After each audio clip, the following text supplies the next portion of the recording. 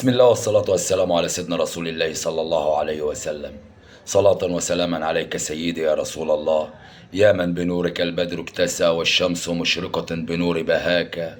أنت الذي لما رفعت إلى السماء بك قد سمت وتزينت لسراك. ماذا يقول المادحون وما عسى أن تكتب الكتاب من معناك. صلى عليك الله يا علم الهدى، مشتاق إلى مسواك. صلوا عليه. النهاردة هكلمكم في موضوع بس في غاية الخطورة، ألا وهو حالات الطلاق. النهاردة قلنا بنشوف حالات طلاق كتير جدا، وكلها أسباب تافهة جدا. الست دلوقتي ما عادتش بتستحمل جوزها في أي حاجة إلا من رحم ربي. في ست كويسة وبنت ناس وبتستحمل جوزها على الحلوة وعلى المرة، بس أكتر الناس دلوقتي ما عادوش بيستحملوا.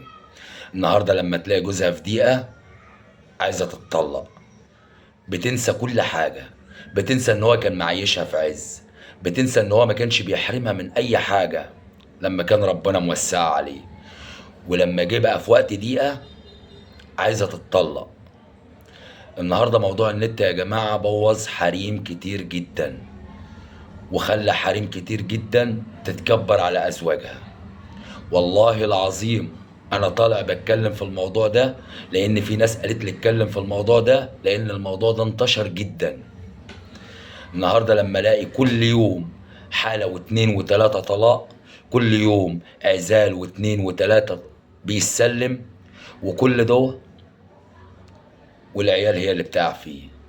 عيالهم اولادهم هم اللي بيقعوا في المحظور، وهم اللي بيقعوا في الغلط، وهم اللي بيشيلوا الليلة، هم اللي بيشيلوا الليلة كلها. فأنا طالع بتكلم بقول يا كل ست محترمة، لما تلاقي جوزك الحياة مبهدلاه، الحياة تعباه، كلمة حلوة منك تسنده، كلمة حلوة منك تقويه على ظروف الحياة، كلمة حلوة منك تفرح قلبه. ما تبقيش انتي وضغط الحياة عليه، ما تبقيش انتي والديون عليه. والله العظيم هو ان كان عليه، لو عليه هو لوحده يعيش ملك. انت ما تعرفيش هو بيعمل عشانك ايه انت وولادك، ما تعرفيش هو بيدفع الكوتا ازاي علشان انتوا تعيشوا كويس. انتوا ما شفتوش ايام زمان، ما شفتوش ايام امي وامك وامي وام ده وام ده، ايام الناس الكبيره، ايام جدودنا كانوا بيدفعوا الكوتا مع ازواجهم وكانوا مبسوطين وعايشين علشان كان في رحمه. اتقوا الله، اتقوا الله في ازواجكم. انتوا ما تعرفوش هما بيجيبوا الجنيه ازاي. حتى لو اتزنق شويه شيلي معاه، حتى لو اتزنق شويه قولوا له كلمه حلوه، اصبري ان الله مع الصابرين، ومن يتق الله يجعل له مخرجا. انما اتزنق، لا، عيشتك بقت مش كويسه، انا عايز اتطلق. طب ليه بتنسي الحلو كله؟ ليه بتنسي كل حاجه حلوه عملها لك؟ ليه انا بقول الا من رحم ربي عشان محدش يغلطني.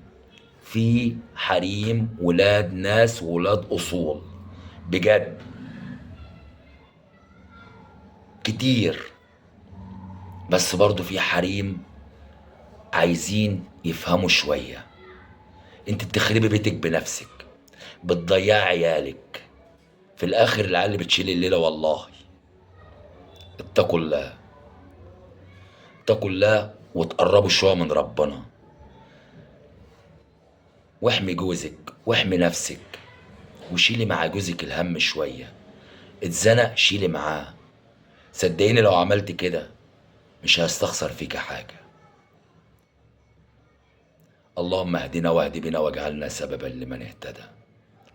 اللهم صل وسلم وزد وبارك عليك سيدي يا رسول الله. السلام عليكم.